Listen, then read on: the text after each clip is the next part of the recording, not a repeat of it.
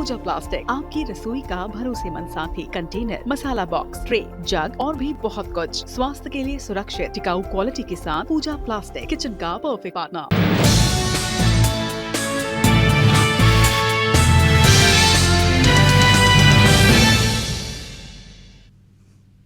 नमस्कार, बहुत स्वागत है आपका। IBC 24 देख रहे हैं आप और मैं मुस्कान साहू। न्यूज राउंडअप में आपका स्वागत है। बुलेटिन की शुरुआत करेंगे इस वक्त की बड़ी खबर से। पंजाब के मोहाली से बड़ी खबर सामने आ रही है, जहां कबड्डी टूर्नामेंट में फायरिंग की वारदात हुई है। अज्ञात बाइक सवारों ने फायरिंग की है और बाइक में 2 से 3 लोग सवार थे। बता दें कि इस वारदात में एक खिलाड़ी को गोली लगी है और खिलाड़ी की मौत भी हो चुकी है। सेक्टर 79 में खेला जा रहा था ये टूर्नामेंट। तो देखिए, पंजाब के मोहाली में ये टूर्नामेंट चल रहा था। कबड्डी के टूर्नामेंट के बीच में बाइक सवार 3 युवक आते हैं और खिलाड़ियों पर फायरिंग कर देते हैं। इस हादसे में एक खिलाड़ी की मौत हो गई है। सेक्टर 79 में ये टूर्नामेंट खेला जा रहा था।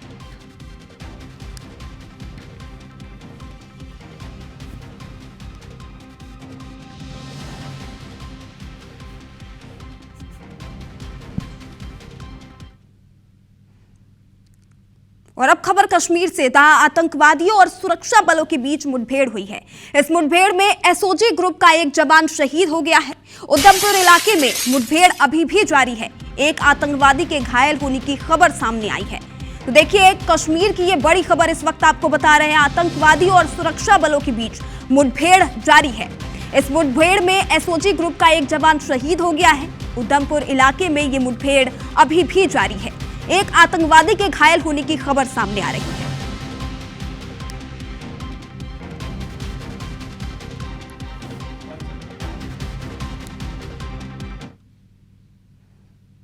एक कार जिसमें एक लड़का लड़की सवार थे, अचानक कार से लड़की की बचाव बचाव की आवाज सुनाई पड़ने लगती है। गाड़ी चलने लगती है। इस बीच लोगों का ध्यान कार की खिड़की के टूटे हुए कांच पर पड़ता है। अब तक के इस मामले से स्पष्ट लग रहा है ना कि ये मामला लड़की के अपहरण का है, लेकिन बात कुछ और थी। आइए पूरी घटना विस्तार से बताते हैं। दरअसल गंगा मालनपुर इलाके में मुरैना की तरफ जा रही कार से लड़की के चिल्लाने की आवाज सुनाई दी। कार का आगे का कांच टूटा हुआ था।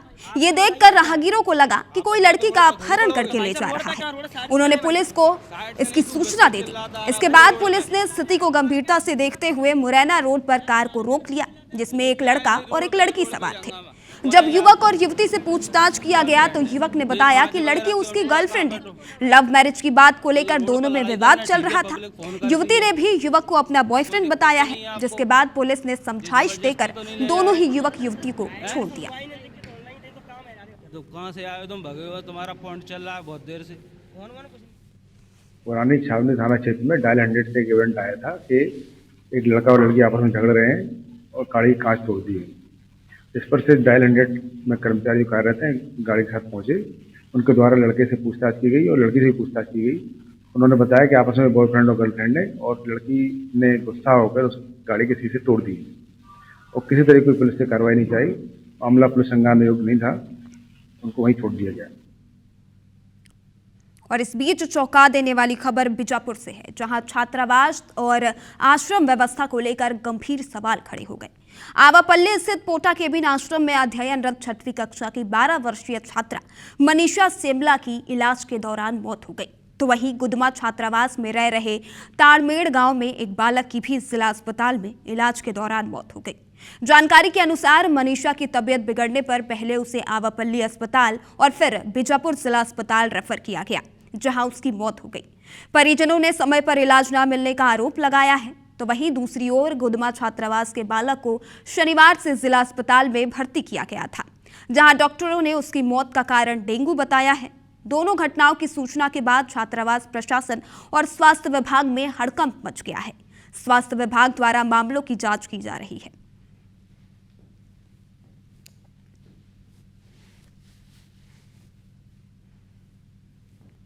और सागर में एक गल्ला व्यापारी के मुनीम से दिन दहाड़े लूट की वारदात सामने आई। ऑटो सवार बदमाशों ने मुनीम पर हमला कर रुपयों से भरा बैग लूट कर भाग गए। बैग में 15 लाख से ज्यादा रुपए होने की बात कही जा रही है। मुनीम सुधीर दीक्षित बैंक से पैसे निकालकर मंडे स्थित दुकान आ रहा था, तभी मोती नगर इलाके में बदमाशों ने इस वारदात को अंजाम दिया। हालांकि मौके पर मौजूद लोगों ने एक बदमाश को पकड़ लिया, जिससे पुलिस के हवाले कर दिया गया। पुलिस पूछताछ कर आरोपियों की जानकारी जुटा रही है। इधर इस वारदात के विरोध में मंडी के व्यापारियों ने सागर खुरई रोड पर चक्का जाम कर प्रदर्शन किया।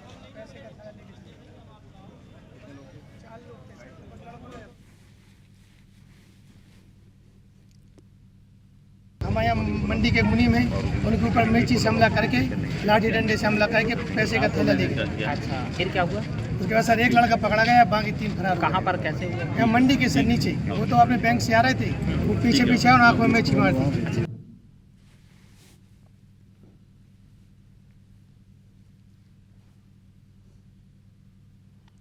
और मंदसौर से लुटेरी दुल्हन की खबर सामने आई है। लुटेरी में दुल्हन ने एक बार फिर परिवार को शिकार बनाया है। लुटेरी दुल्हन शादी कर घर आई, ससुराल में 20 दिन रही और खाने में नशीली दवा मिलाकर पूरे परिवार को बेहोश किया और पैसे और जेवर लेकर फरार हो गई। जानकारी के बाद गांव नांदवेल में व्यक्ति ने एक दलाल के माध्यम से यूपी के वाराणसी में रहने वाली दुल्हन से शादी की और उसके झांसे में आकर दुल्हन को 2.5 लाख रुपए में घर लेकर आ गया। दुल्हन ससुराल में करीब 20 दिन रही और 10 दिसंबर की रात परिवार को भजिए में नशीली दवा खिलाकर 50,000 कैश और चांदी के जेवर लेकर रफू चक्कर हो गई। नशीली दवाई से एक ही परिवार के 9 लोग बेहोश हो गए, जिसके बाद परिजनों ने पुलिस को जानकारी दी। पुलिस ने कार्रवाई करते हुए लुटेरी दुल्हन समेत 3 आरोपियों को यूपी के वाराणसी से गिरफ्तार कर लिया है, तो वहीं मुख्य आरोपी अभी भी फरार है।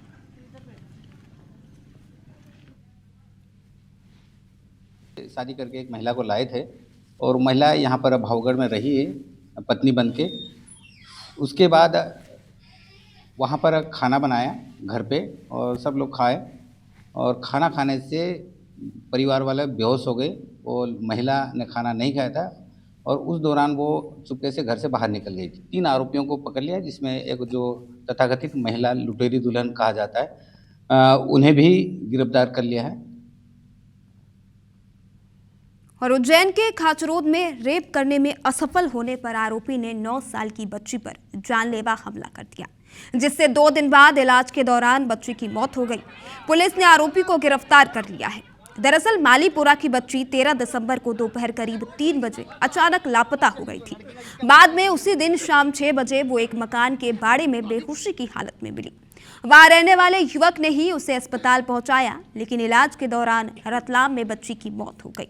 सोमवार को शव खाचरोद लाया गया, लेकिन नाराज परिजनों ने अंतिम संस्कार करने से इनकार कर दिया है। परिजनों की मांग थी कि स्कूटी पर बच्ची को ले जाने वाली युवती का नाम भी एफआईआर में दर्ज किया जाए। स्थिति को देखते हुए एसडीओपी और अन्य अधिकारियों ने मौके पर पहुंचकर परिजनों को आश्वासन दिया, जिसके बाद परिजन शव को दफनाने के लिए राजी हुए। हम तो ये चाहते हैं कि उस सानिया का नाम लिखा जाए और जांच पुलिस करे। जब तक जनाजा गुनहगार है वो सामने आएगा।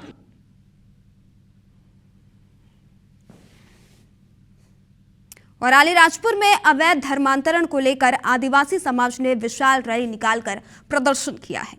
आदिवासी समाज ने बिरसा मुंडा प्रतिमा से लेकर बस स्टैंड चौराहा तक करीब 5 किलोमीटर पैदल रैली निकाली। इस दौरान आदिवासी ढोल मांदल के साथ बस स्टैंड चौराहा पहुंचे और एसडीएम तपस पांडेय को ज्ञापन सौंपकर धर्मांतरण रोकने की मांग की। साथ ही धर्मांतरण कराने वालों को सजा देने की भी मांग की गई है। आदिवासी नेता कमरू अजनार ने कहा कि जिस गति से आदिवासियों का जबरन धर्मांतरण किया जा रहा है, उस हिसाब से आने वाले कुछ वर्षों में आदिवासी संस्कृति ही समाप्त हो जाएगी। जो हमारे आदिवासी भोले भाले हैं, जिनको बरगा फुसला के लोभ लालच देके ये ईसाई मिशनरी उनको ईसाई बना रही है। जो लोग विपरीत विचारधारा में जा रहे हैं, जो संस्कृति को दूषित कर रहे हैं, उनको जन जागरण के माध्यम से वापस लाने का अभियान ही मिशन डी4 यानी कि धर्मांतरण से वापस लाने का। और बिलासपुर के लाल खदान में हुए मेमू ट्रेन हादसे पर रेलवे का बैक टू बैक एक्शन जारी है। सीआरएस की प्रारंभिक जांच रिपोर्ट में ट्रेन ऑपरेशन सिस्टम की कलाई खोल कर रख दी है। नीचे से लेकर ऊपर तक हर स्तर पर हादसे की जिम्मेदारी तय की जा रही है। बड़े फेरबदल के साथ सिस्टम में सुधार की कवायद से भी एक्शन को जोर कर देखा जा रहा है। दरअसल बीते 4 नवंबर को हुए भीषण रेल हादसे के बाद रेलवे एक्शन में है, जिसमें रेल सुरक्षा आयुक्त सीआरएस की रिपोर्ट के आधार पर बिलासपुर के डीआरएम और पीसीईई समेत कई अधिकारियों को हटाया गया। लोको पायलट का साइको टेस्ट में फेल होने के बावजूद ड्यूटी पर होना, सिग्नल ओवरशूट और सिस्टम की खामियों को हादसे का मुख्य कारण बताया गया है। रेलवे बोर्ड ने principal chief safety officer Subodh Chaudhary और सीनियर डीओपी मसूद आलम को हटाया था। कुल मिलाकर अब तक इस हादसे के सिलसिले में 4 वरिष्ठ अधिकारियों का ट्रांसफर हो चुका है। सीआरएस की रिपोर्ट आने से पहले ही रेलवे प्रशासन ने दिखावे के तौर पर कुछ अधिकारियों के तबादले किए थे। साइको टेस्ट में फेल लोको पायलट को ट्रेन चलाने की अनुमति देने वाले अफसरों पर भी सख्त कार्रवाई अब भी बाकी है। सीआरएस की रिपोर्ट प्रारंभिक है। 180 दिनों में विस्तृत जांच के बाद अंतिम रिपोर्ट देने की डेडलाइन रखी गई है। फिर भी हादसे के तुरंत बाद बैक टू बैक एक्शन को गंभीर संकेत के तौर पर देखा जा रहा है। ये सीआरएस का प्रोविजनल रिपोर्ट है, फाइनल रिपोर्ट अभी आना बाकी है और उसमें जो भी इश्यूज होंगे या जो भी है उस पर रेलवे हमेशा कार्य करता है और अकॉर्डिंगली एक्शन लिया जाता है।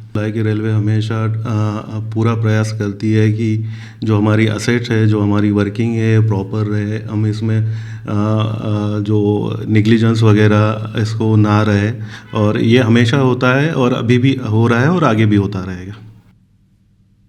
और इस कड़ी में अगली खबर गरियाबंद के देवभोग से है, जहां प्रशासन ने 103 बोरा अवैध धान जब्त किया। धान तस्कर ओडिशा से धान लाकर छत्तीसगढ़ में खपाने की तैयारी कर रहे थे।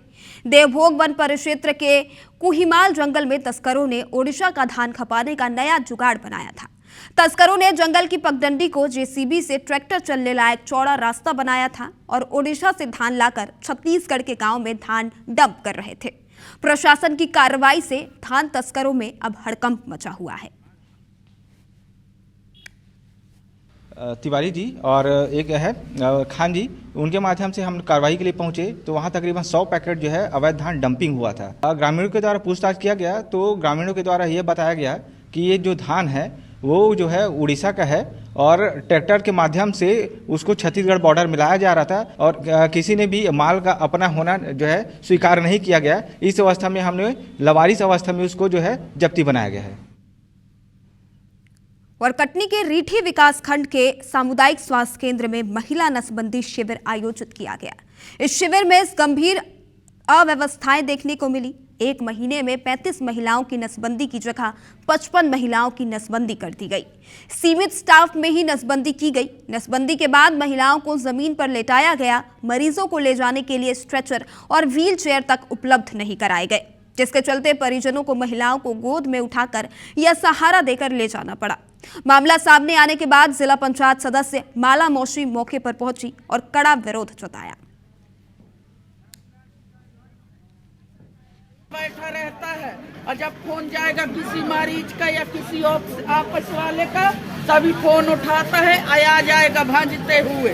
तो आएगा तो वहाँ बैठेगा, वहाँ चाय आय पिएगा, फिर आएगा यहाँ देखेगा, घूमेगा, निकल जाएगा। इसकी जगह दूसरे को भेजिए, यहाँ भर्राशाही मचा रहा है। 55 केस की वजह से जो है जो थोड़ा सा जो है अव्यवस्था संज्ञान में आया है, तो उसके और पुष्टि करेंगे और सख्त जो है निर्देश देंगे कि जो भी ये प्रोटोकॉल मापदंड है जो अपनाए जाते हैं ऑपरेशन के दौरान, वो जो है कर्मचारी द्वारा अपनाया जाए। और छिंदवाड़ा में प्रतिबंध के बावजूद खुलेआम बिक रहे जानलेवा चाइनीज मांझे ने एक बार फिर जान जोखिम में डाल दी है। चंदनगांव स्थित माता मंदिर के पास एक एक्टिवा सवार नगर सैनिक इस मांझे की चपेट में आकर बुरी तरह घायल हो गया। दुर्घटना के दौरान मांझा उसके गले में फंस गया, लेकिन गनीमत ये रही कि उन्होंने गर्म जैकेट पहनी हुई थी, जिससे उनका गला सुरक्षित रहा। हालांकि मांझा फिसलकर उनके चेहरे पर आ गया और होंठ से लेकर गाल तक एक गहरा कट लग गया। घाव इतना गहरा है कि उनके चेहरे पर 9 टाँके आए हैं। इस घटना ने एक बार फिर प्रशासन की सख्ती पर कड़े सवाल खड़े कर दिए हैं, क्योंकि चाइनीज मांझा प्रतिबंधित होने के बावजूद बाजार में धड़ल्ले से बिक रहा है। हालांकि पुलिस ने इसको लेकर मुहिम तेज करने की बात करते हुए लोगों से जानलेवा मांझे का उपयोग ना करने की अपील की है। पापा मार्केट जा रहे थे तो माता मंदिर जो चौक है अपना चंदनगांव का, उस बीच में जो ये बच्चे लोग चाइना मांझा उड़ा रहे हैं, पतंगे उड़ा रहे हैं, तो उस वजह से वो पतंग कटने से पापा का जो होठ है, होठ से लेकर कान तक का पूरा कट गया है, बहुत डीपली कटा हुआ है। चाइनीज मामले से एक व्यक्ति घायल हुआ है, जिसके संबंध में थाने में तत्काल टीम गठित की गई है। जितने भी जनरल स्टोर हैं और जहाँ पतंग उड़ाने के जो धागे हैं और पतंगों का जो सामान जहाँ बिकता है, पतंगें जहाँ बिकती है, उन दुकानों में सघनता चेकिंग कराई जा रही है ताकि चाइनीज बांधने वालों के खिलाफ हम कार्रवाई कर सकें। और अब तक आपने कंस मामा की कहानी तो सुनी ही होगी, लेकिन मध्य प्रदेश के रीवा में एक भांजा भी कंस की राह पर चल पड़ा। जिस भांजे के भरोसे संपत्ति छोड़कर दो मामा बाहर कमाने गए थे, उसी भांजे ने उनको कागजों में मारकर उनकी जमीन बेच दी। पूरा मामला मझगवा गांव का है। यहां रहने वाले महेंद्र पाल और अमरनाथ पाल करीब 14 साल पहले रोजगार की तलाश में राजस्थान गए थे। उन्होंने अपनी जमीन और संपत्ति की देखरेख अपनी बहन को सौंपी थी, लेकिन बहन के बेटे ने पहले गांव में दोनों मामा की मौत की अफवाह फैलाई और फिर उनकी 13वीं भी कर दी। इसके बाद आरोपी ने फर्जी कागजात बनवाकर उनकी जमीन को बेच दिया। इधर जब दोनों भाई गांव लौटे तो उन्हें पता चला कि वो सरकारी रिकॉर्ड में मर चुके हैं। अब पीड़ित खुद को जिंदा साबित करने के लिए भटक रहे हैं। मैं राजस्थान कमाने खाने गया, मेरा भांजा मेरे को मृतक बना दिया कागज में। फिर क्या हुआ? फिर उसके बाद सचरा बनवा लिया। सचरा कौन बनाया? कलावती सरपंच। फिर क्या हुआ? फिर उसके बाद 13वीं बरसी कर दिया मेरी। जमीन का क्या हुआ? जमीन वो अपने नाम करा लिया मेरा भांजा, फिर बेच दिया। पर हमने अभी स्थगन दिया है और मौके पर काम रोकने का आदेश दिया है और उसको जल्दी ही जो है उसको दुरुस्त करने की कार्रवाई की जाएगी। और जो भी अगर जो व्यक्ति भी इसमें इन्वॉल्व है कराने में, इनका जो भांजा है और सरपंच वगैरह जो गलत सजरा दिए हैं, उनके खिलाफ भी इसमें कार्रवाई की जाएगी। शीतकालीन सत्र के दूसरे दिन धान खरीदी का मुद्दा जोर शोर से गूंजा। सत्ता पक्ष के जवाब में असंतुष्ट विपक्ष के विधायकों ने सदन की कार्रवाई का बहिष्कार कर दिया। बता दें कि शून्यकाल के दौरान नेता प्रतिपक्ष चरणदास महंत समेत कई विपक्षी विधायकों ने धान खरीदी में किसानों को हो रही दिक्कतों का मुद्दा उठाया। इसके जवाब में खाद्य मंत्री दयाल दास बघेल ने सारी व्यवस्थाओं को संतोषजनक बताया और सत्ता पक्ष के जवाब से नाराज विपक्ष ने सदन की कार्रवाई का बहिष्कार कर दिया।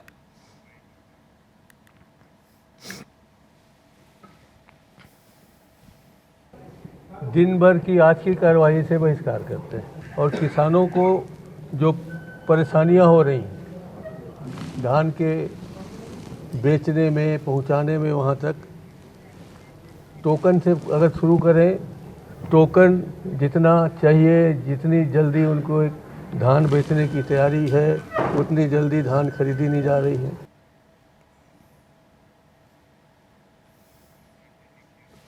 और छत्तीसगढ़ विधानसभा के नए भवन में रविवार को छत्तीसगढ़ विजन 2047 पर चर्चा हुई। इस दौरान भाजपा के विधायक अजय चंद्राकर कई विषयों पर सरकार को घेरते नजर आए।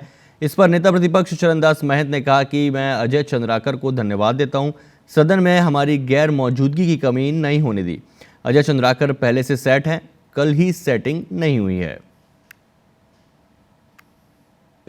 अजय चंद्राकर जी को धन्यवाद देता हूं। उन्होंने हमारे नहीं रहने के बावजूद भी विपक्ष की कमी नहीं होने दी। हमने उनको बहुत बहुत बधाई दी है। वो पहले से ही सेट है, कल ही सेटिंग नहीं हुई।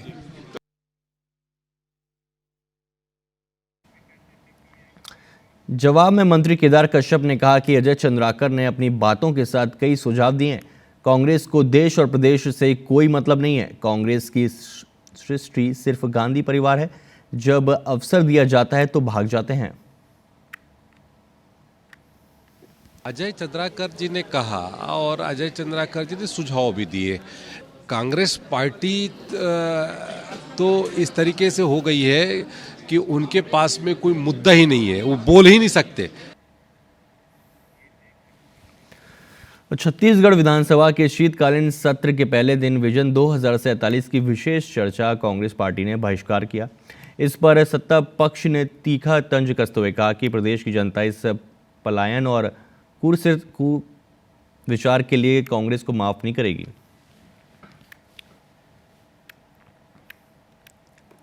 संसद भवन देश का अंग्रेजों के कार्यकाल में बना था, इसलिए उन्होंने नया सेंट्रल विस्टा बनाया और नया सेंट्रल विस्टा बना और पहला जो सत्र हुआ था उसमें भी विपक्ष बहिष्कार किया था और आज जो पहला यहाँ पर जो कार्रवाई हो रही है उसका भी उन्होंने बहिष्कार किया है। इसलिए जनता इनको हमेशा बहिष्कृत करती रहेगी, पूरा देश उनका बहिष्कार करता रहेगा। वित्त मंत्री ओपी चौधरी के बयान पर नेता प्रतिपक्ष चरणदास महंत ने पलटवार किया। उन्होंने कहा कि विजन 2047 को बाहर के लोगों ने उद्योगपतियों के विकास के लिए तैयार किया, जिसे कूड़ी में फेंक देना चाहिए। नेता प्रतिपक्ष चरणदास महंत के बयान पर पलटवार करते हुए वन मंत्री केदार कश्यप ने कांग्रेस पर जमकर निशाना साधा है। मैं अभी कह रहा हूं कि कूड़े में फेंकने लायक है, इससे छत्तीसगढ़ का कोई भला नहीं होगा। ये लोगों को उत्साहित करने के लिए, प्रोत्साहित करने के लिए, औद्योगिक घरानों को यहाँ काम दिलाने के लिए ज़्यादा से ज़्यादा आए। देखिए, इनकी जो दृष्टि है वो गांधी परिवार ही उनकी सृष्टि है।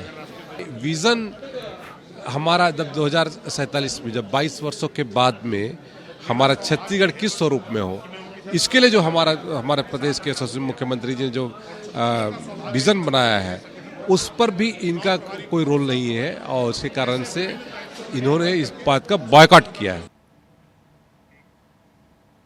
और छत्तीसगढ़ विधानसभा के शीतकालीन सत्र के दूसरे दिन बेरोजगारी भत्ता का मुद्दा जोर शोर से गूंजा। सत्तापक्ष की ओर से मिले जवाब से असंतुष्ट विपक्ष ने सदन की कार्रवाई का बहिष्कार किया। बता दें कि सोमवार को कांग्रेस विधायक लकेश्वर बघेल ने प्रदेश में रोजगार से जुड़ा प्रश्न उठाया था और प्रश्नकाल के दौरान उनके सवाल के जवाब में विभागीय मंत्री गुरु खुशवंत साहेब ने जानकारी दी। जल्द प्रदेश स्तरीय रोजगार मेला का आयोजन होगा और जिसमें 14,000 से ज्यादा युवाओं को रोजगार दिया जाएगा। इस दौरान विपक्ष की तरफ से पूर्व सीएम भूपेश बघेल ने प्रश्न किया, जब बेरोजगार भत्ते की योजना कार्यशील है तो युवाओं को बेरोजगारी भत्ता क्यों नहीं दिया जा रहा। इस पर सत्ता पक्ष के जवाब से असंतुष्ट विपक्ष ने हंगामा कर दिया। मैंने शैक्षणिक स्तर पे भी आपको हमारे जो युवा साथी हैं, युवतियां हैं जो हमारे छत्तीसगढ़ की, वो बहुत प्रतिभावान हैं, बहुत टैलेंटेड हैं। तो हम माननीय मुख्यमंत्री विष्णुदेव साय जी के नेतृत्व में हमारे यशस्वी प्रधानमंत्री नरेंद्र मोदी जी की जो सोच और विचार के अनुरूप उनको स्किल्ड करने का काम कर रहे हैं, उनको सक्षम बनाने का काम कर रहे हैं ताकि वो रोजगार ना मांगे, वो रोजगार देने वाले बने। इसके लिए हम लगातार प्रशिक्षण देने का काम कर रहे हैं। छत्तीसगढ़ विधानसभा का शीतकालीन सत्र चल रहा है। पहले दिन कांग्रेस ने सत्र का बहिष्कार किया। बाकी दिनों के लिए भी कांग्रेस ने आक्रामक रणनीति तैयार की है। कांग्रेस सरकार को कई मुद्दों पर घेरने वाली है। पिछले दिनों कांग्रेस की बैठक में इसकी रणनीति तैयार की गई थी और वरिष्ठ विधायकों को इसकी जिम्मेदारी दी गई है। प्लानिंग के तहत कांग्रेस ने सदन में धान खरीदी में अव्यवस्था का मुद्दा उठाया। जवाब नहीं मिलने पर सदन से वॉकआउट किया। नेता प्रतिपक्ष चरणदास महंत ने कहा कि हम जनता के ज्वलंत मुद्दे उठाएंगे और सरकार से उसका जवाब मांगेंगे। वहीं बीजेपी प्रदेश अध्यक्ष किरण सिंहदेव ने इस पर पलटवार करते हुए कहा कि कांग्रेस के हर सवाल का जवाब देंगे, अपना हर वादा पूरा कर रहे हैं।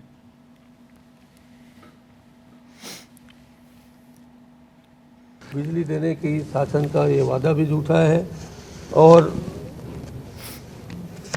हमारी बातों को जिस ढंग से यहाँ कल हम तो नहीं आए थे, हमने देख लिया था कि ये सरकार जो 2047 का विजन लेके आई है वो पूरी तरीके से औद्योगिक घरानों के लिए बनाया गया विजन है। और 2 वर्षों में जिस तरीके से विकास के कई कीर्तिमान, कई आयाम तय किए गए और ऐसा कुछ आपको कांग्रेस में नहीं दिखेगा। कांग्रेस का काम, हमेशा मैंने कहा है, कांग्रेस का एक ही काम बच गया है, रॉन्ग नैरेटिव सेट करना। छत्तीसगढ़ विधानसभा में विजन 2047 की चर्चा का बहिष्कार करने पर सियासत जारी है। कांग्रेस के बहिष्कार पर सत्ता पक्ष ने आड़े हाथों लेते हुए कहा कि प्रदेश की जनता कांग्रेस को कभी माफ नहीं करेगी। कांग्रेस के नेता प्रतिपक्ष डॉक्टर चरणदास महंत ने कहा कि विजन 2047 में सिर्फ उद्योगपतियों की चिंता की गई है, आम किसान और जनता की नहीं, इसलिए इसका बॉयकॉट किया गया। इस पर संसदीय मंत्री केदार कश्यप ने तीखा पलटवार किया और कांग्रेस से पूछा कि क्या इसीलिए गांधी परिवार से मिलने दिल्ली गए थे। उन्होंने तंज कसते हुए कहा कि कांग्रेस की जो दृष्टि है, गांधी परिवार ही इनकी सृष्टि है। सरकार जो 2047 का विजन लेके आई है वो पूरी तरीके से औद्योगिक घरानों के लिए बनाया गया विजन है। जितने प्रतिशत हमारे किसान यहाँ रहते हैं, जितने प्रतिशत हमारे वनवासी किसानी करते हैं, उस हिसाब से कोई भी योजना नहीं बनी है। ये कूड़े में फेंकने लायक योजना है, इसलिए हम कल उसका विरोध किए हैं, आज भी करते रहेंगे।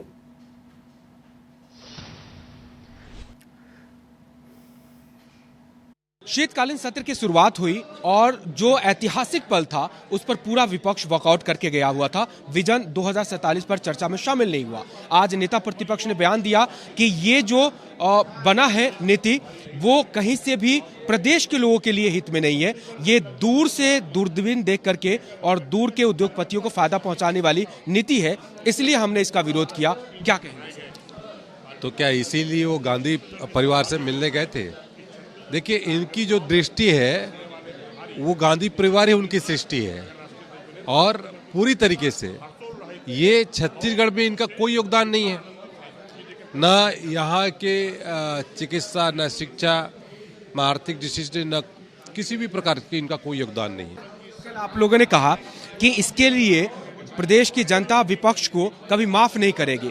उस नारे को उन्होंने पलट दिया कि आपके विजन में आम लोगों के लिए, किसान के लिए कोई विजन नहीं है, इसलिए जनता आपको माफ नहीं करेगी। नहीं, जिसको माफ नहीं कर रही है वो तो पूरा देश देख रहा है। और जहां तक हमारी बात है तो हमने आम जनता से राय लेकर के उनके आधार पर हमारे क्या लगता है सरकार ने इस योजना को क्रियान्वयन करवाया, योजना बनाई है। और आने वाले समय में देखिएगा कि छत्तीसगढ़ को किस स्वरूप में लेके जाते हैं। ये इनकी बूते की बात नहीं है, ये कभी कर नहीं पाएंगे इस छत्तीसगढ़ को, क्योंकि इनका उद्देश्य कुछ और है। ये छत्तीसगढ़ के किसानों के साथ में है, न यहाँ के युवाओं के साथ में है, न महिलाओं के साथ में है। तो ये है मंत्री केदार कश्यप जी, और सीधे तौर पर के कहा कि विपक्ष ने जो कुछ भी कहा है जनता उसके लिए माफ नहीं करेगी और जनता ने माफ नहीं किया है आज, इसलिए वो उस भूमिका में है। कैमरा पर्सन रमाशंकर के साथ राजेश राज, IBC 24 रायपुर। मध्य प्रदेश सरकार ने इंदौर में एलिवेटेड ब्रिज के लिए करोड़ों रुपयों की मंजूरी दी है, जिसका तेजी से आगे बढ़ रहा है काम। लेकिन अब सियासत भी देखने को मिल रही है। मध्य प्रदेश सरकार के पूर्व मंत्री सज्जन सिंह ने बीजेपी सरकार को कहा मूर्खों की जमात कहा है और भ्रष्टाचार जैसे गंभीर आरोप लगाए हैं। वहीं पूर्व मंत्री सज्जन सिंह वर्मा ने के बयान पर बीजेपी MLA भगवान दास सबनानी ने पलटवार किया। उधर सज्जन सिंह वर्मा के बयान पर सफाई देते हुए कांग्रेस नेता भूपेंद्र गुप्ता ने कहा कि वर्मा ने मुहावरे का प्रयोग किया है, ये कोई आपत्तिजनक बात नहीं है।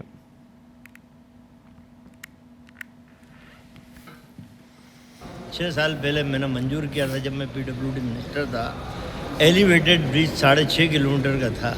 यदि वो ब्रिज बन जाता, जिसका मैंने टेंडर करा दिया, राशि जारी कर दी, वो भारतीय जनता पार्टी की सरकार आने के बाद कैंसिल कर दिया गया। यदि ये एलिवेटेड ब्रिज 6.5 किलोमीटर का उस समय बन जाता तो ये BRTS तोड़ने की आवश्यकता नहीं पड़ती। लेकिन भारतीय जनता पार्टी के लोगों को तो भ्रष्टाचार करने की नीयत से ही सारा काम होता है।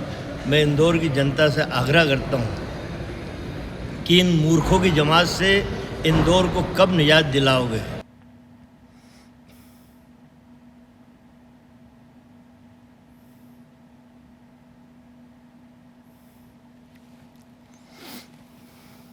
ये तो एक तरह से कहना चाहिए कि मुहावरा टाइप का है।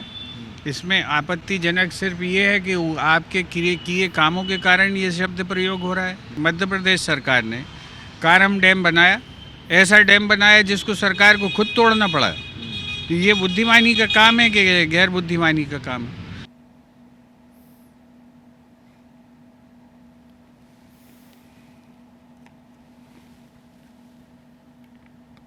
देखिए, मैं बहुत निंदा करता हूँ।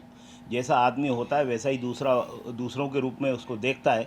तो ऐसी घटिया बात करना, मुझे लगता है कि सज्जन सिंह जी के से ये वो नहीं रहते। ये किस आदमी को क्या बात करनी चाहिए, और कोई अगर कार्रवाई हो रही है तो आपको एक उचित प्लेटफॉर्म है, आपके पास तमाम मंच है, आप बात कर सकते हो। इस तरीके बयानबाजी करके आप अपना चरित्र क्या है ये आप उजागर करते हो।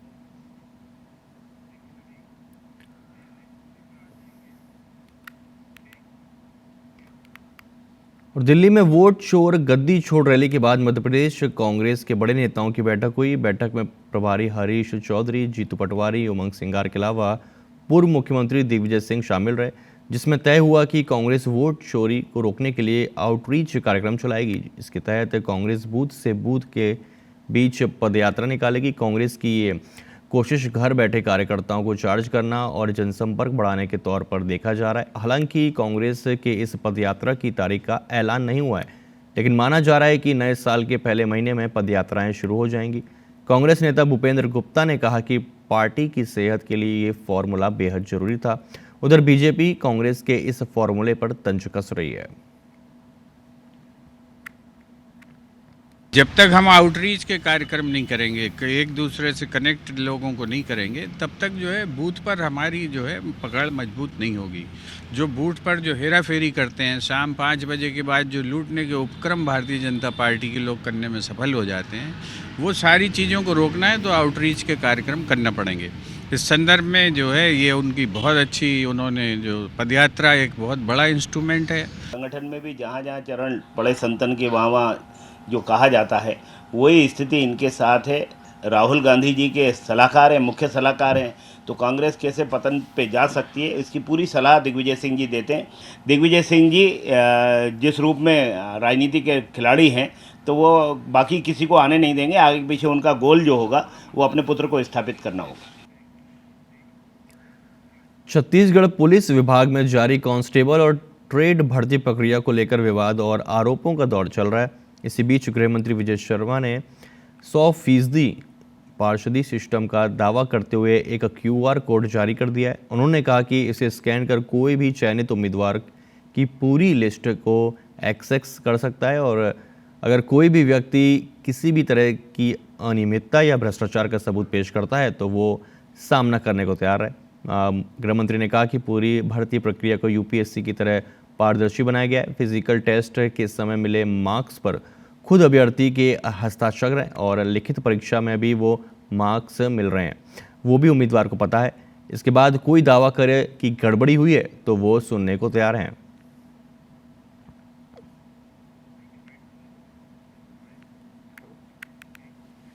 QR कोड मैं आपको दिखा रहा हूं। इस QR कोड को आप स्कैन कर लेंगे और स्कैन करके आप छत्तीसगढ़ पुलिस के वेबसाइट के उस पेज पर पहुंच जाएंगे जहां पर आपको ये लिस्ट मिलेगा। इस लिस्ट में प्रत्येक जिले का इंडिविजुअल वहां का जो लिस्ट है वह भी मिलेगा। किसी का भी नंबर आप देखें, किसी भी जिले का देखें, इसमें कहीं कोई विषय नहीं। छत्तीसगढ़ में भाजपा सरकार के 2 साल पूरे होने पर सोमवार को वित्त मंत्री OP चौधरी ने नवा रायपुर में प्रेस कॉन्फ्रेंस की। अपनी PC में उन्होंने शायद सरकार की 2 साल की उपलब्धियों को गिनाया। उन्होंने कहा कि हमने लोगों को किफ़ायती आवास की उपलब्धता, बेहतर रहवासी सुविधा, आजीविका के साधनों के विकास के साथ ही पर्यावरण अनुकूल ईज ऑफ लिविंग का ध्यान रखते हुए इन 2 सालों में काम किया है। छत्तीसगढ़ गृह निर्माण मंडल अनेक चुनौतियों का सामना कर रहा था। 3200 से ज़्यादा आवासीय और व्यवसायिक संपत्तियों का विक्रय नहीं हो सका था। 735 करोड़ रुपए का बकाया था। मंडल को ऋण मुक्त करने के लिए ये राशि राज्य शासन द्वारा उपलब्ध कराएगी और संपत्तियों के विक्रय के लिए सरकार द्वारा एक मुश्त निपटान योजना OTS 2 आरंभ की गई और OP चौधरी ने कहा कि नवा रायपुर टेक हब के रूप में उभरेगा।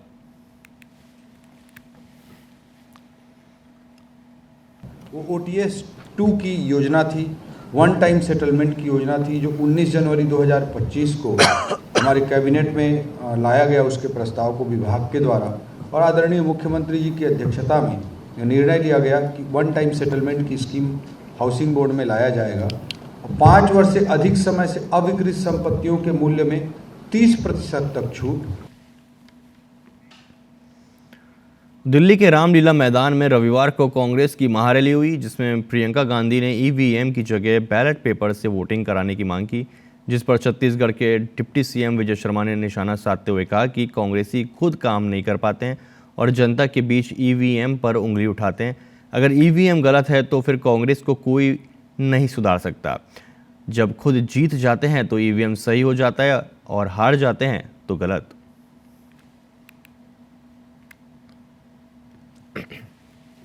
ये क्या बात होती है? जब खुद जीतते हो तो ईवीएम ठीक हो जाता है, जब हार जाते हो तो ईवीएम गलत। मैंने कहा इनको लॉजिकली इस बात को समझना पड़ेगा। ईवीएम पर नहीं भाई, अपनी दायित्व पर समझे, खुद क्या नहीं कर पा रहे हैं उसको समझे। ये क्या हो रहा है इनके साथ कि खुद नहीं काम कर पाते हैं जनता के बीच और फाइनली बोलते ईवीएम गड़बड़ है। बड़ी खबर जबलपुर से, जहां स्ट्रीट्स फूड शॉप पर छापा मारा गया है। खाद्य विभाग ने अलग अलग जगहों पर कार्रवाई की है। 7 स्ट्रीट फूड शॉप्स के लिए सैंपल लिए गए हैं जिसकी जांच की जाएगी। स्ट्रीट फूड वेंडर्स को खाद्य गुणवत्ता बढ़ाने के निर्देश भी दिए गए हैं। बड़ी खबर जबलपुर से, जहां स्ट्रीट फूड शॉप्स पर खाद्य विभाग ने छापा मारा है। अलग अलग जगहों पर कार्रवाई की गई और 7 स्ट्रीट फूड शॉप्स के सैंपल लिए गए हैं और जिसकी गुणवत्ता की अब जांच की जाएगी। और इसी के साथ स्ट्रीट फूड वेंडर्स को खाद्य गुणवत्ता बढ़ाने के निर्देश भी दिए गए।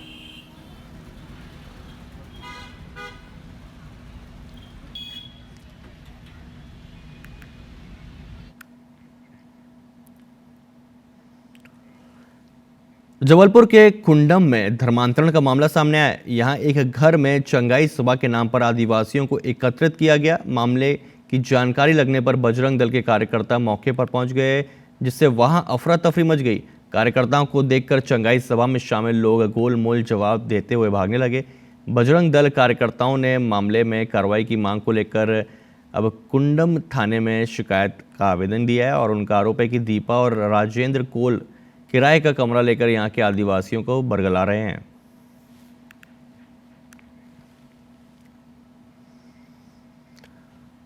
और मेडिकल पीजी प्रवेश नियम में संशोधन के विरोध के बाद छत्तीसगढ़ में पीजी मेडिकल काउंसलिंग को स्थगित कर दिया गया है। नीट पीजी में 50-50 कोटा करने के बाद ही पूरे प्रदेश में विभाग के खिलाफ विरोध प्रदर्शन चल रहा था और जिसके बाद चिकित्सा शिक्षा संचालनालय ने 10 दिसंबर को होने वाली काउंसलिंग को फिलहाल टाल दिया है। छत्तीसगढ़ डॉक्टर्स फेडरेशन अध्यक्ष डॉक्टर हीरा ने बताया कि सरकारी संस्थान पहले से ही 50-50 के फॉर्मूले पर काम कर रहे हैं। केवल प्राइवेट संस्थानों पर लागू होने वाले फॉर्मूले को सरकार ने गलत व्याख्या के चलते सभी संस्थानों पर लागू कर दिया। वह इस मामले पर कोर्ट की फाइनल कॉल 16 दिसंबर को होने की संभावना है। आने वाले फैसले पर प्रदेश भर के डॉक्टर्स सहित मेडिकल पीजी छात्रों की नजर टिकी हुई है। हम हमारा हक मांगते, स्टेट कोटा वापस करो, स्टेट कोटा वापस करो, 1 2 3 4।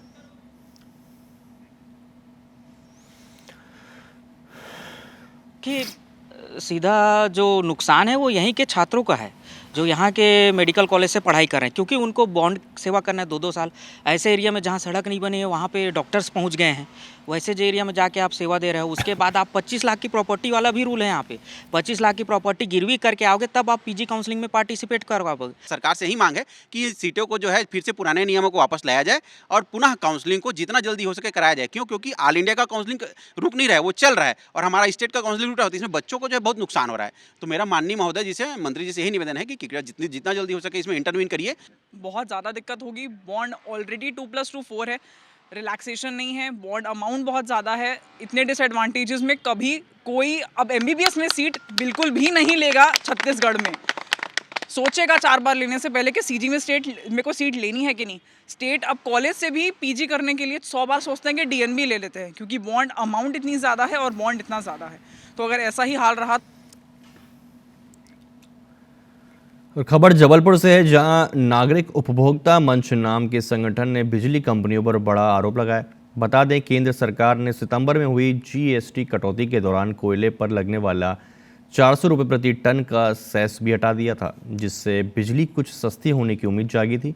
लेकिन बिजली कंपनियों ने इसके उलट नए साल में बिजली के दाम 10% बढ़ाने की मांग कर दी, जिसके बाद से इसके पीछे बड़े आर्थिक अपराध का आरोप लग रहा है। संगठन ने बिजली बिलों के साथ वसूले जाने वाले fuel and power purchase cost surcharge के बीते 2 माह के आंकड़े सार्वजनिक किए हैं और इसमें अक्टूबर 2025 में बिजली खरीदी की लागत 3 रुपये 40 पैसे प्रति किलोवाट बताई गई। जाहिर है कि कोयले से सेस हटने के बाद पावर परचेज कॉस्ट भी घटनी थी, लेकिन नवंबर 2025 में बिजली कंपनियों ने 20 पैसे बढ़ाकर बिजली खरीदी की लागत 3 रुपये लगभग 60 पैसे प्रति किलोवाट दिखाई और कोयला सस्ता होने पर भी पावर परचेज कॉस्ट ज़्यादा दिखाए जाने को संगठन ने आर्थिक गड़बड़ी बताया और मामले में प्रदेश के मुख्य सचिव अनुराग जैन को शिकायत भेजी है। संगठन का कहना है कि मामले में कार्रवाई न होने पर वो EOW को शिकायत कर इसकी जांच करने की मांग करेंगे।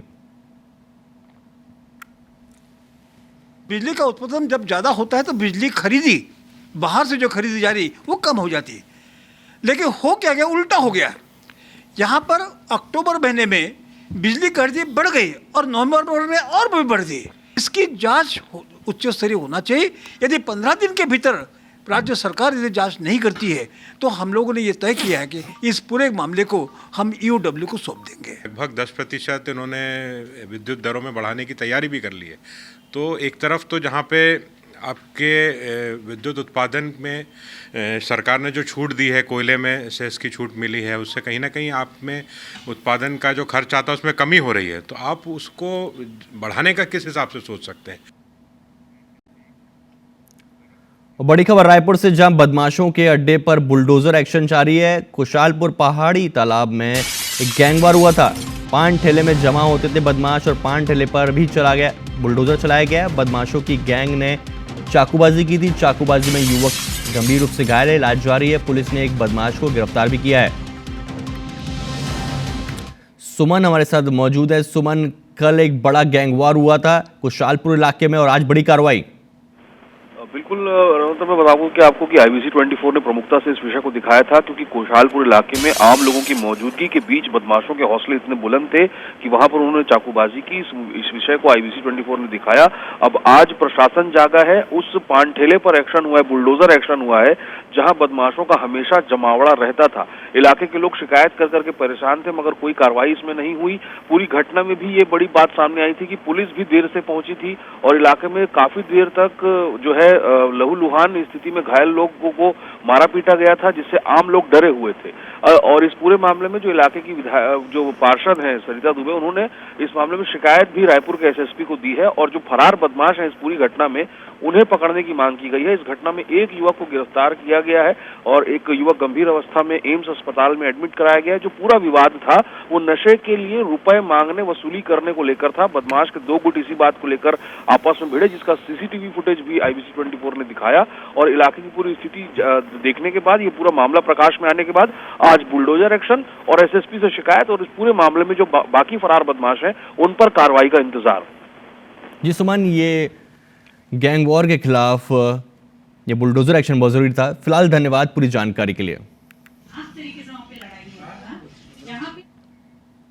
और छत्तीसगढ़ के बीजापुर जिले में बारूदी सुरंग विस्फोट की चपेट में आने से कोबरा बटालियन के 2 जवान घायल हो गए। घायल जवानों को बेहतर इलाज के लिए रायपुर भेजा गया है। राहत की बात यह है कि दोनों जवान खतरे से बाहर हैं और उनकी स्थिति बेहतर बताई जा रही है। बता दें कि बीजापुर के फरसेगढ़ थाने क्षेत्र में DRG, STF और कोबरा बल की संयुक्त टीम नक्सल विरोधी अभियान पर रवाना हुई थी। अभियान के दौरान जैसे ही टीम पेल्लूर कांडला पर्ती क्षेत्र में पहुंची, वहां एक शक्तिशाली IED विस्फोट हुआ। इस विस्फोट की चपेट में आने से कोबरा बटालियन के 2 जवान मामूली रूप से घायल हो गए। इस घटना के बावजूद सुरक्षा बलों ने क्षेत्र में अपना सर्च अभियान जारी रखा।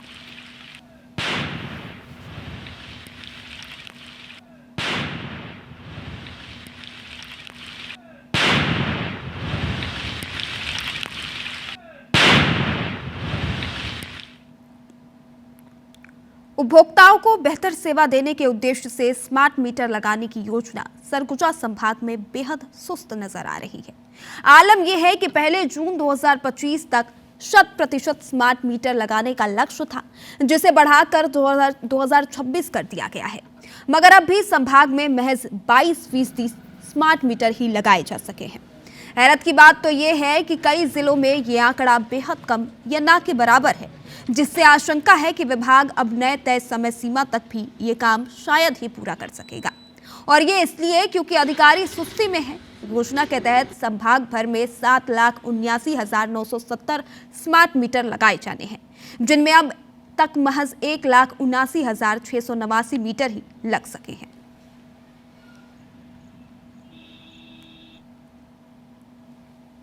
डिजिटल मीटर, इसमें कोई कंजम्पशन में फ़र्क नहीं है। स्मार्ट मीटर हैं, इसमें बहुत सी सुविधाएं हैं कंज्यूमर को भी इसमें सुविधा है, उसको हर एक डाटा उस मीटर से, जो स्मार्ट मीटर लग रहे हैं, कंज्यूमर जो है अपना ऐप के माध्यम से हर एक आधे घंटे में कितना खपत आ रहा है उसकी जानकारी उसको प्राप्त होगी। दूसरी सबसे बड़ी सुविधा ये है इसमें कि अपने को जो रीडिंग का कार्य है वो ऑनलाइन हो जाएगा। और भिंड में सिंचाई कर्मचारियों की लापरवाही से किसानों के बुआई किए खेत तालाब बन गए, जिससे भारी नुकसान हुआ है। यह घटना सरकारी अव्यवस्था और किसानों की बदहाली को दर्शाती है। आरोप है कि सिंचाई कर्मचारियों ने समय पर नहरों की सफाई और पानी का सही वितरण नहीं किया, जिससे पानी खेतों में घुस गया। बता दें कि गोहद के बिरखड़ी इलाके में गेहूं की फसल बर्बाद हो गई, क्योंकि सिंचाई कर्मचारियों की घोर लापरवाही की वजह से नहर का पानी किसानों के खेतों में रातों रात भर गया और 4 दिन पहले बुआई की गई सारी फसल बर्बाद हो गई। अब किसानों का कहना है कि मुआवजा नहीं मिला तो उनको भूखे मरना पड़ेगा। नहर के कर्मचारियों की लापरवाही से पूरे गेहूं डूब चुके हैं, घूंटे घूंटे पानी भरा हुआ है। हम लोग गए भी थे देखने, कई जगह तो ऐसा हुआ है कि जैसे दिन के टाइम में पानी कम था नहर में, फिर वो लोग क्या हुआ, अपनी जो जैसे जहाँ से पानी लेते हैं वो लोग, जैसे किसी को गेहूं में पानी देना है तो वो क्या हुआ कि रात में उन्होंने सोचा कम नहर चलेगी, बट वो रात में ही ज्यादा नहर आ गई और वो लोग कहीं सो गए या उन्होंने ध्यान नहीं दे पाया। और छत्तीसगढ़ के मनेन्द्रगढ़ में भालू की लगातार सक्रियता से आम जन दहशत में है। लोगों का घर से बाहर निकलना मुश्किल हो गया है और कई इलाकों में डर का माहौल है। इसे लेकर कांग्रेस ने वन विभाग और प्रशासन की कथित उदासीनता के खिलाफ प्रदर्शन किया। कांग्रेस कार्यकर्ता लंबे समय तक रेंजर के आने का इंतजार करते रहे। जब काफी देर बाद वन विभाग के रेंजर रामसागर कुर्रे पुलिस की मौजूदगी में मौके पर पहुंचे तो कार्यकर्ताओं ने पारंपरिक विरोध के बजाय एक अलग अंदाज अपनाया। कांग्रेस कार्यकर्ताओं ने हाथ जोड़कर रेंजर का स्वागत किया और व्यंग्यपूर्ण अंदाज में फिल्मी गीत गाते हुए कहा, बहारों फूल बरसाओ, मेरा रेंजर आया है, गाकर प्रदर्शन किया। ये दृश्य देखकर मौके पर मौजूद लोग और राहगीर भी कुछ देर के लिए हैरान रह गए। कांग्रेस नेताओं का कहना था कि ये प्रदर्शन सरकार और वन विभाग को जगाने के लिए किया गया। जिम्मेदार अधिकारी सिर्फ आश्वासन देकर अपनी जिम्मेदारी से बच रहे हैं। घर से बाहर गया है, उसके बाद अचानक से खबर आई ना कि ऐसा भालू मतलब पकड़ लिया है, नोच लिया है। मेरी तो सांस ही रुक गई थी, मतलब धड़कन बंद हो गई थी। तो जंगल में कुछ खाने को नहीं मिल रहा है, शहर में जो खाना बचता है वो बाहर फेंक देते हैं, उसको आगे खा के उसको आगे मिल गया पूरे शहर में, तो इसलिए और रुकने का भी स्थान है उसके लिए। अरे छोटा बच्चा था भैया, एक साथ तीनों एक कुंजे में।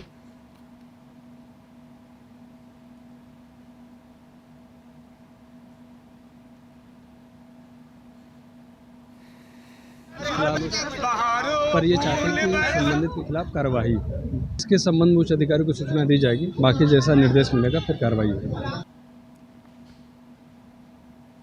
श्री राम जन्मभूमि आंदोलन के अग्रणी संत और पूर्व सांसद डॉक्टर रामविलास वेदांती महाराज का निधन हो गया। उनके निधन से राम भक्तों, संत समाज और सनातन संस्कृति से जुड़े लोगों में शोक की लहर है। कल अचानक तबीयत बिगड़ने पर उन्हें शासकीय हॉस्पिटल रीवा में भर्ती कराया गया था। उन्हें बीपी बढ़ने और चेस्ट इन्फेक्शन की शिकायत थी। हालत गंभीर होने पर उन्हें भोपाल एयरलिफ्ट करने की तैयारी की गई, लेकिन विजिबिलिटी कम होने के कारण एयरलिफ्ट संभव नहीं हो सका, जिसके बाद उन्हें वापस रीवा लाया गया। इलाज के दौरान उनका निधन हो गया। इन्फेक्शन बहुत ज़्यादा हो गया था, जिसमें सेप्टिसीमिया कहलाता है, और सेप्टिसीमिया की वजह से उनका बीपी सेप्टिसिमिक शॉक की स्थिति बनी थी और उसी की वजह से ये स्थिति निर्मित हुई।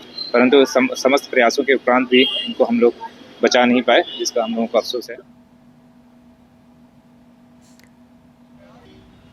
धर्माचार्य वेदांती के निधन से अयोध्या समेत पूरे देश में शोक की लहर है। डॉक्टर वेदांती के निधन पर अयोध्या के संत समाज ने गहरा शोक व्यक्त किया है। आश्रम के व्यवस्थापक शिव कुमार दास ने बताया कि उन्होंने अपना पूरा जीवन भगवान श्री राम के जन्म स्थान को मुक्त कराने के लिए समर्पित कर दिया। तो वहीं वेदांती के शिष्य आचार्य हरीश दास ने बताया कि ऐसा लग रहा है संसार से तो कुछ गया ही, सबका सब कुछ चला गया। जिसने बाबर की छाती पर चढ़कर भगवा लहराया था, वही हनुमानगढ़ी के वरिष्ठ संत राजू दास ने शोक व्यक्त करते हुए कहा, राम मंदिर निर्माण के लिए उन्होंने निरंतर संघर्ष किया। वहीं साकेत धाम पीठाधीश्वर सीताराम दास ने कहा कि वेदांती जीवन भर राम जन्मभूमि के लिए संघर्ष करते रहे। संतों ने भगवान श्री राम से प्रार्थना की है कि वे दिवंगत आत्मा को अपने धाम में स्थान दें और उनके अनुयायियों को इस दुख को सहने की शक्ति प्रदान करें। महाराज जी आज नहीं है, ये सोचिए समूचे भारत में अपितु विश्व में उनकी जो है छाया को देखने के लिए और राम जन्मभूमि आंदोलन में प्रखरता बढ़ती गई। वेदांती जी महाराज इस धराधाम को छोड़कर चले गए। अपार दुख है सभी संतों को, अपार कष्ट है कि आज एक अयोध्या के युग का अंत हो गया। एक अच्छे महान संत का अंत हुआ जिसने बाबर की छाती पर चढ़कर भगवा लहराया, जिसने बाबर की छाती पर चढ़कर राम मंदिर बनवाया, आज हम सबके बीच नहीं है। वरिष्ठ संत राम जन्मभूमि भव्य मंदिर के निर्माण को लेकर निरंतर जिन्होंने रातों दिन एक करके प्रयत्न किया था, पूज्य डॉक्टर रामविलास वेदांती जी ने सनातन के लिए कार्य और काम किया। आज हम लोगों के बीच में नहीं रहे, यह सनातन की बहुत बड़ी नुकसान है। सनातन संस्कृति के लिए, राष्ट्र की एकता के लिए, राष्ट्र की प्रभुता के लिए सदैव तत्पर रहते थे। ऐसे महानायक को धराधाम से जाना अपूर्णीय क्षति है। इस क्षति का कभी पूर्ति नहीं हो पाएगा। हम लोग बड़े ही हतप्रद हों।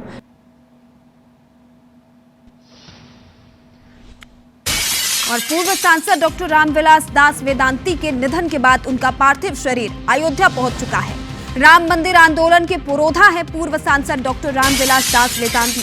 बता दें कि डॉक्टर रामविलास का पार्थिव शरीर उनके आवास हिंदू धाम पहुंचाया गया। श्रद्धांजलि देने के लिए लोगों का तांता उमड़ पड़ा। बड़ी संख्या में अधिकारी भी इस दौरान मौजूद रहे। आपको बताते चले कि कल सुबह 10 बजे पार्थिव शरीर का अंतिम संस्कार किया जाएगा और इस दौरान मुख्यमंत्री योगी आदित्यनाथ भी अंतिम संस्कार के कार्यक्रम में शामिल होंगे।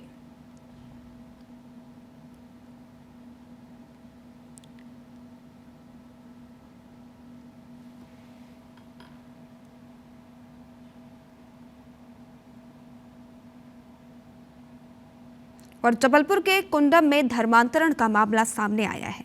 यहाँ एक घर में चंगाई सभा के नाम पर आदिवासियों को एकत्रित किया गया था।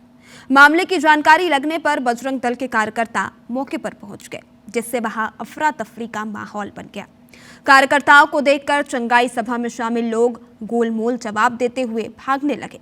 बजरंग दल कार्यकर्ताओं ने मामले में कार्रवाई की मांग को लेकर कुंडम थाने में शिकायत आवेदन दिया है।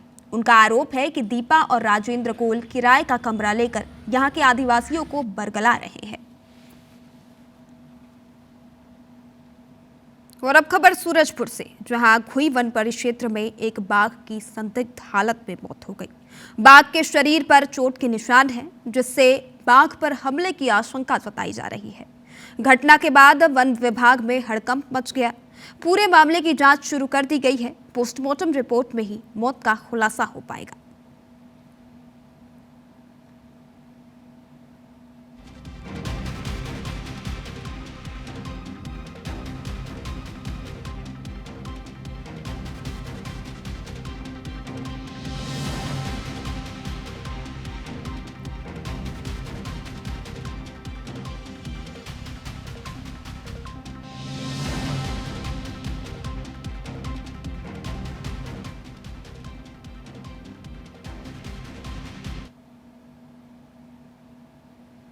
बता दें कि जशपुर जिले के टिकलीपारा क्षेत्र में 38 हाथियों का दल विचरण कर रहा है।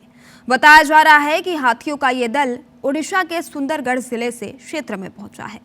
टिकलीपारा के सतपुरिया जंगल में हाथियों की चिंगाड़ गूंज रही है, जिससे आसपास के गांवों में दहशत का माहौल है। वन विभाग ने अलर्ट जारी करते हुए ग्रामीणों से जंगल की ओर न जाने की अपील की है।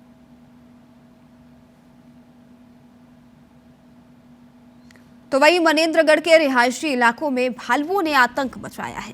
भालुओं ने अखबार बांटने वाले युवक पर हमला कर दिया। भालुओं के हमले का सीसीटीवी फुटेज भी सामने आया है। मौके पर साइकिल छोड़कर युवक भागते हुए नजर आया। बताया जा रहा है कि कई महीनों से 3 भालू इलाके में घूम रहे हैं। वन विभाग भालू को पकड़ने में अब तक नाकाम है।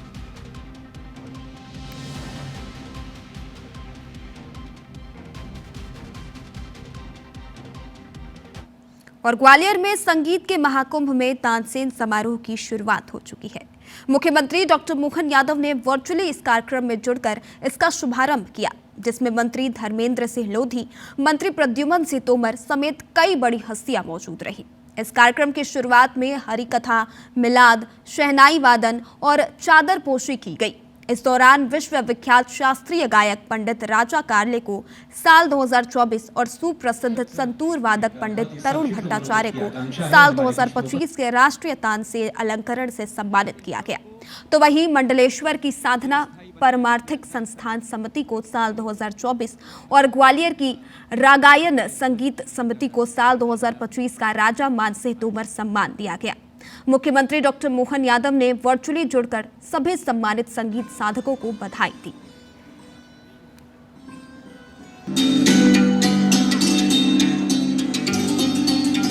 गर्वित ये पुस्तिका है।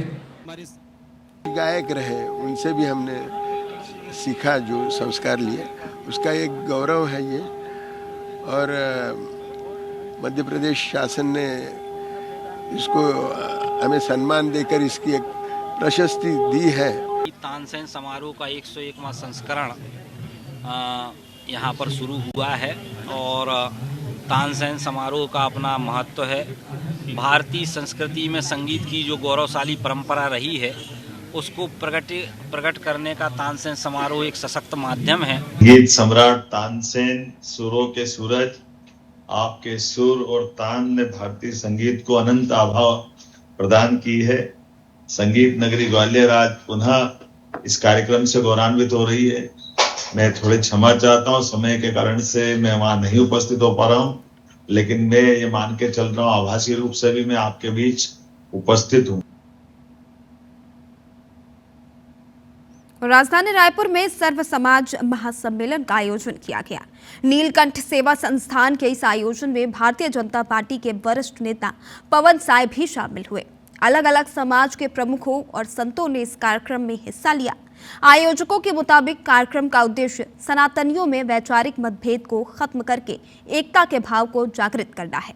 सभी ने स्वदेशी शिक्षा व्यवस्था, परिवारों में संस्कारों का प्रचार करना और हिंदुओं को एकजुट रहने जैसे विषयों पर अपनी बात रखी। जो छत्तीसगढ़ सर्व समाज महासम्मेलन का आयोजन किया गया है, ये मेकाहारा ऑडिटोरियम में करवाया गया, जिसमें सभी समाज के प्रमुख और सभी समाज के प्रमुख संत बैठ करके साथ में जितनी समितियां हैं सोशल एक्टिविटीज़ करती हैं सनातन धर्म को लेकर के, उस सब के प्रमुखों को बुलाया गया है। और आज कुछ ऐसा निष्कर्ष और ऐसा निर्णय लेने का यहाँ पर जो चर्चाएं चल रही है कि कैसे हम सभी सनातनियों को एकजुट करें। जिस बस्तर को एक समय में नक्सलवाद का गढ़ माना जाता था, अब उसे पर्यटन स्थल के रूप में माना जाएगा। जैसे जैसे वहां नक्सलवाद खत्म हो रहा है, वैसे वैसे पर्यटन बढ़ रहा है। पिछले साल यहां पर 2,10,000 पर्यटक पहुंचे थे, तो इस बार पर्यटकों की संख्या में 60% की वृद्धि हुई है। कांगेर वैली नेशनल पार्क के डायरेक्टर नवीन कुमार के मुताबिक हर राज्य से पर्यटक बस्तर पहुंच रहे हैं और वे बैम्बू राफ्टिंग, पारंपरिक धुरवा नृत्य और होम स्टे का आनंद ले रहे हैं। बस्तर के व्यापारियों का कहना है कि नक्सलवाद समाप्ति की ओर है और पर्यटक बस्तर की ओर आकर्षित हो रहे हैं। इससे बस्तर के क्षेत्र का विकास होगा, लोगों के लिए रोजगार के अवसर भी पैदा होंगे।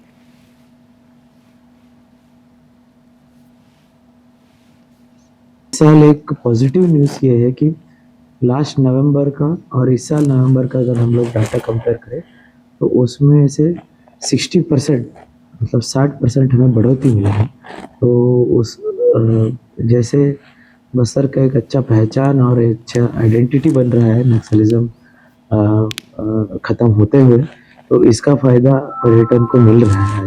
ये अच्छी बात है कि नक्सलवाद समाप्त हो रहा है और पर्यटक इस ओर आकर्षित हो रहे हैं, तो क्षेत्र का विकास भी होगा, आवागमन के साधन भी बढ़ेंगे और लोगों के लिए रोजगार भी सृजित होगा। चारों जो है क्षेत्र से यहाँ पे पर्यटक आएंगे, चाहे वो दक्षिण क्षेत्र हो, नॉर्थ का, साउथ का, ईस्ट का, वेस्ट का, और यहाँ बहुत अपार संभावना है। पूरी प्राकृतिक क्षेत्र है बस्तर। न्यूज राउंडअप में फिलहाल इतना ही। अब मुझे दीजिए इजाजत और देखते रहिए IBC 24। नमस्कार।